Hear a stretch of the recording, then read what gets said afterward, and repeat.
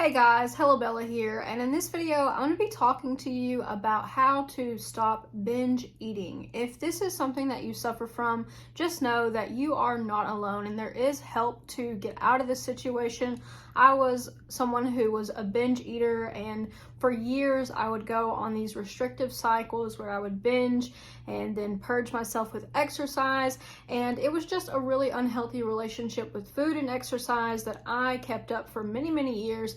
And I've since gotten over that, and I've thought about in the last couple of weeks I wanted to make this video, and I wanted to put together some elements of recovering from binge eating that worked for me and kind of a real look at it, because I noticed that a lot of the videos on YouTube are made by like dietitians and made by nutritionists, which is very good and useful, but if you haven't been through the situation personally, it's very hard to put it into words how hard it is to stop doing something like this, because you want more than anything to be able to stop doing it, but at the same time you keep sabotaging yourself over and over again. And I was a person who wanted more than anything to just be healthy, to be food conscious, to be fit and active, and binge eating sort of ruined that for me for many years. So in the video I'm going to talk to you about how I recovered from binge eating disorder, how it plays into my life now, and I just want to say that there are many different opinions on how to stop binge eating. So what I want you to do from my video is please take what works for you and leave the rest. You do not have to do everything on this list. This is just something that I have noticed. And I've got my two emotional support animals behind me. They refuse to get out of the frame, so I just went ahead and left them there. They'll probably take a nap while we talk about binge eating disorder. So for me, binge eating disorder is something that has always been present. I started eating a lot when I was younger because my parents were getting a divorce, and there was a lot going on, and I felt like food was a way that I could cope, and it emotionally was there for me when my parents were not. Unfortunately, I was not parented with, the emotional component of talking to me about my feelings and giving me healthy outlets, and so I learned to use food as a coping mechanism. And I also remember at a very young age just feeling very bad about my body. As early as like second grade, I felt like I needed to lose weight, and as early as fourth grade, I was going on some of my first diets. So this is a person who, is probably 10 or 11 years old and has barely even been alive for a decade, feeling like they need to already be on a diet. So it breaks my heart to talk about that now, but I want you to understand that this kind of conditioning comes into play really early on in our lives from these messages that we get from diet culture, from things in the media, pop culture, things that are going on, that women have to be perfect, we have to be slim, we have to be fit, and it's just not true. I'm not skinny by any means, but I'm very much happy with myself. I'm continuously working on myself, but I no longer have that feeling of I need to be better, I need to restrict, I need to figure out a way to not be me anymore. I just know that at the end of the day, I'm doing what I need to be doing to take care of myself, and that to me is worth more than any body type. So what people say is a binge is typically between 1,000 and 2,000 calories, although for some people it could be a lot more. For me, I would say it was around 1,000 calories of what I would typically binge on. My binging was always at night, and it was always when I'd had an emotionally taxing day, and typically I would do it alone, and I would also have sort of a ritual. So if you find yourself doing that now, one of the things that you can do is to find a place to eat in your house that is not part of that ritual. So for me, I like to go take the food to my room. You can see that I'm very comfortable in my room. So even back as far as 10 years ago when I didn't live in this house, I would take the food to my room. So one of the things that I started doing was I started saying, okay, let's eat at the table, because I don't typically binge at the kitchen table. That's just not something that I do. I would binge while I was watching TV, parked in front of my favorite show, watching Netflix, and then shoveling food into my mouth as fast as possible. So one of the things that I did was change my environment. So you can change your environment in a lot of ways. You can start relearning different habits, but if that ritual for you involves, say you're going to a certain place, or say you're going through a certain drive-through, you need to be able to change that ritual and mix it up a little bit. I think one of the trademarks for binge eating is that most people say that it feels like a lack of control. It feels like somebody else has like taken over your brain. I call it the lizard brain. It feels like there's a part of me that exists that only wants to binge. And when that happens, it almost felt like it was a fog that washed over me. And whenever that happened, I really didn't get my normal self back until after that binge happened. So one thing that I learned was that, before I go into this state, I need to figure out how can I stop this sooner rather than later. I actually a couple weeks ago almost went through another binge, and I was in my kitchen. I wasn't really going to be a binge, it was just going to be emotional eating. I suppose I should clarify, but I was in the kitchen and I thought, I just want to eat something right now. I just want to eat something that's bad for me. And then I just stopped and I said, no, you really don't. You really just kind of had an emotionally taxing day and you're tired, you're kind of ornery, and you need to just go to sleep. So I just got a cup of tea and I just went to my room and I went to sleep. And I realized in that moment that so many of the times where I did binge eat, I know now that I was emotionally hungry for something that I was not getting, and I was using food to get it. So a lot of the times that we find ourselves binge eating, it is when we have an emotional need that is not being met. And I know that you probably already know this, but if you have not gone to therapy for your binge eating, or you have not gotten some kind of professional help, that is a step that can really, really help you and move you in the right direction. I am realistic enough to know that therapy is not available to everyone, so I know that that may not work. So I'm going to give you some more solutions throughout this video that you can do at home and for free. I actually have read a lot of books about binge eating. There are some very popular ones like Brain Over Binge.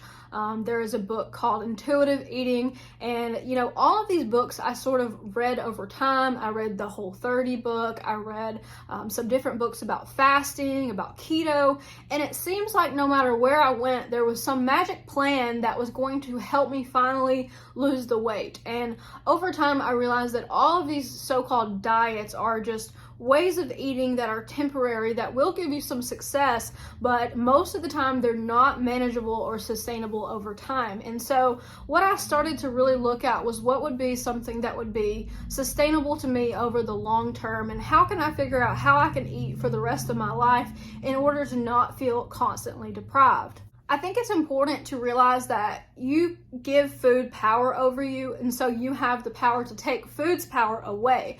Food does not really have any emotions. It's not positively or negatively charged. It kind of just is.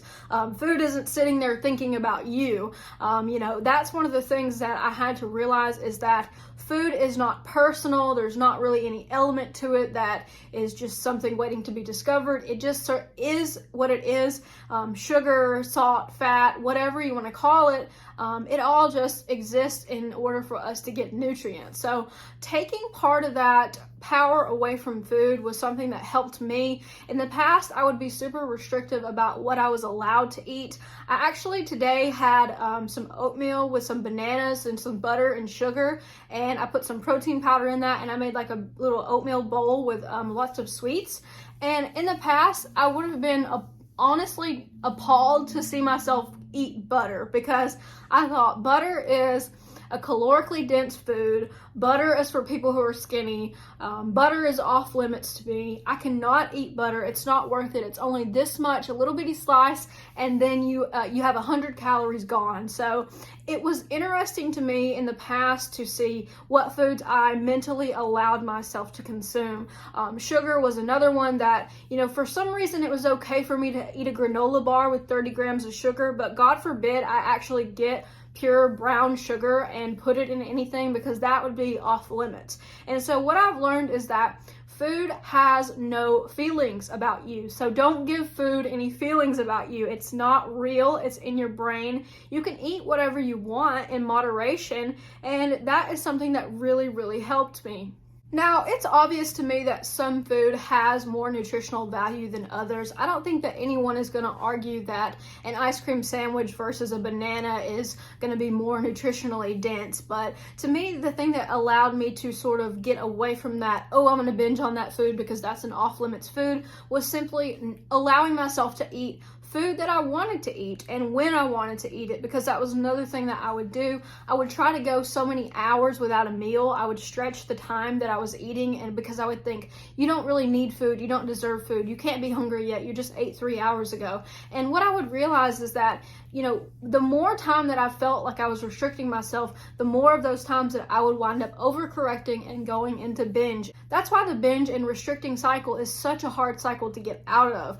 I know it's not as easy as just saying, oh, just stop eating, just, stop consuming so many calories, or go work out, or, stop parking yourself in front of the TV and eating a bag of chips. Because for a lot of people, it is their coping strategy. And another thing that I want to note is that you need to learn other coping strategies. You need to figure out something that you can do that makes you feel good, that you can do besides eating. Because if that is your only coping strategy and you take it away, you are going to be in emotional turmoil. So make sure that you maybe start practicing some other coping strategies. Look up a list of coping strategies and maybe highlight 3 or 4 of them that you want to try in the next week or two. One thing that I think kept me binging for so long is being on a diet constantly.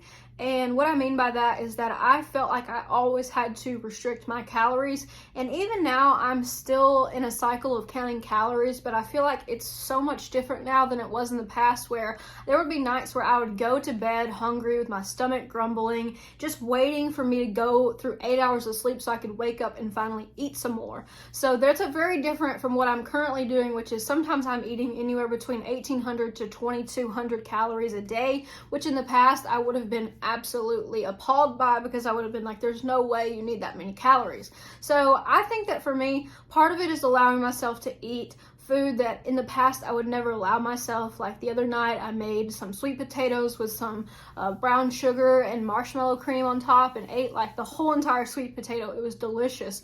But I can't remember in the past ever eating my diet food and feeling full and feeling fulfilled. And now when I eat, I feel like almost every meal I feel satisfied emotionally. And I think that was a big component, was that mentally I was restricting, even though maybe not always physically, but mentally I told myself, you're not allowed to have that. You're not someone who needs to eat that. And I would make up all of these rules. So what I want you to do is to kind of think in the next week or two, what are some of the fake rules that you set for yourself? And what are some of the things that you've been doing that are maybe at this point a little bit unconscious? Are they things that you do because you think you're supposed to do? Maybe you've been doing it for so long you don't know how to stop. Write that stuff down and say, these are my unconscious beliefs about food. These are my conscious beliefs about food. These are some of the things that I notice when it's time for me to eat or when I get hungry.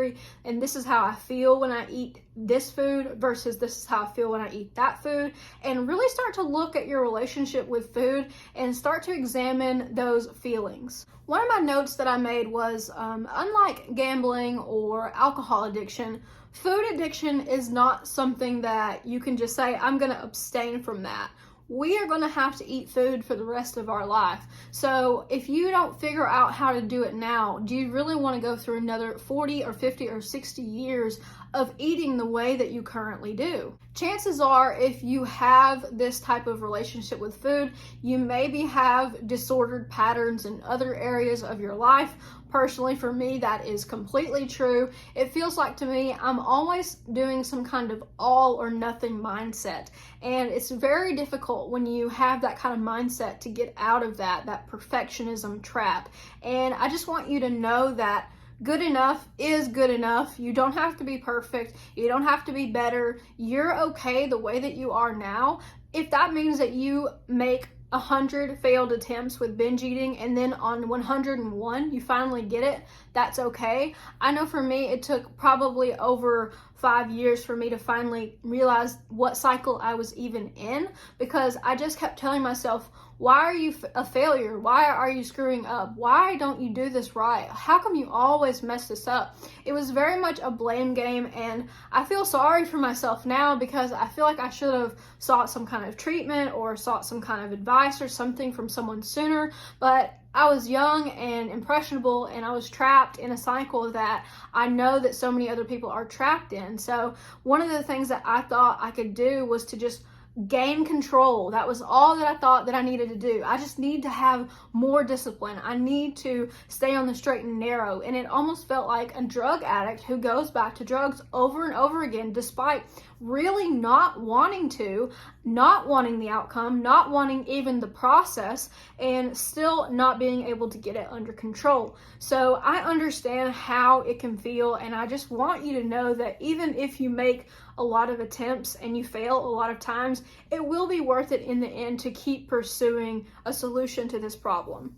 Another thing that I did was I had to sit down and examine some of the messages that I received about food as a child, as a teenager, from my parents, from my grandparents, from my school, from my peers, and I had to kind of pick out the messages that led me down this path and unlearn those messages, because I unfortunately had a parent who told me in a roundabout way that I needed to lose weight, that I didn't want to be fat, that being fat was bad, being fat equals the worst thing you could possibly be. So you can see how if you were told that at a young age, it might have a profound effect on you as a young woman. So I had to sit down and say, are these beliefs mine, or are these beliefs from somewhere else? And as it turned out, most of those beliefs were not from me originally. So figuring out what beliefs you have and where they come from is another great way to tackle your binge eating disorder. When I go to the grocery store now, I pretty much allow myself to buy what I want. And it's an interesting shift because in the past, I had to get the 100-calorie packs of things. I had to get the reduced sugar, the reduced fat, reduced sodium. Anything I could possibly do to get the calorie count lower, I would do. I missed out on food that would have been fulfilling and satiating because I was too worried about the calorie count. So now when I go grocery shopping, I get food that I think is going to keep me full, is going to keep me motivated, and is going to be like as much whole food, real food as possible. But I don't demonize processed food. I don't demonize sugar or any one type of food, because that is what led me into the restrictive eating in the first place, is thinking that food has some kind of connotation when really food just is food. If you've ever watched the show My 600-Pound Life, you can see that a lot of the people on that show have some sort of traumatic childhood, traumatic events that leads them into overeating as a way to cope with whatever situation that they were in. And I think that binge eating is truly an attempt to make negative feelings go away. It's a strategy that we use to try to get out of whatever headspace that we're in or whatever way we feel. And unfortunately, if you have to learn this like I did, it's okay to feel your feelings even if they are negative feelings. They're not something to run away from. They're not something to hide from or push down or try to neglect. I think that binge eating for me was always just me trying to get that ickiness out of my head, trying to get those feelings to go away. And it wasn't until I learned in therapy to sit with myself, to be more mindful, to be more present, that I learned that the binge eating was more of a symptom than it was anything. It wasn't really even having to do with food as much as it was having to do with comfort. That's why I recommend therapy so much if you are a binge eater, because I don't think that it's always on a conscious level. I feel like a lot of this can be on an unconscious level. I know that whenever I was in my most restrictive cycle for calorie counting, I was also going through the worst personal time of my life, and I used that means of control to control a situation that I couldn't control. And in looking back on it, I thought, this is going to help me, this is going to make me feel better, this is going to make me live a better life. And I was doing all of the right things for the wrong reason. One thing that I can suggest to you is to plan around your patterns. If your pattern is to binge eat at night, then maybe you want to create some sort of nighttime routine. Maybe you want to take a shower, put on lotion, read a book. You could light a candle, have some tea. You need to create some kind of plan around your pattern so that you can start to unlearn this pattern, especially if it is, like I said, an unconscious pattern. You may not even realize that you're setting yourself up to binge every time that you do it. I'm also going to recommend that you eat a satisfying dinner. I mean, how many times have you had your diet food and then later on in the evening you want something else? That is something that I've done for years, and I didn't realize, okay, it's okay to eat a large supper and be full and go to bed full. I thought if you went to bed full, you really were doing something wrong on your diet. And now I'm like, no, if I go to bed and I feel good and I don't feel like I need to get up in the middle of the night and eat a bunch of crap from the freezer or eat a bunch of processed food, I feel like I did my job in preparing my supper. So figure out some meals that you can make for supper that you feel like, oh, I'll be happy if I have just that. That would be something that would be ideal for me, because when I eat this food, I feel good afterwards and I feel satisfied. One of the last strategies that I can give you is the concept of harm reduction. So harm reduction is basically doing the behavior, but maybe making it 20 to 30% not as bad as you would have made it. And that sounds kind of like a crappy way of doing it, but say you usually just bring the bag of chips into your room and you eat the whole bag of chips. Harm reduction might look like grabbing 2 giant handfuls of chips, putting it on a plate, and then eating that instead of eating the whole bag.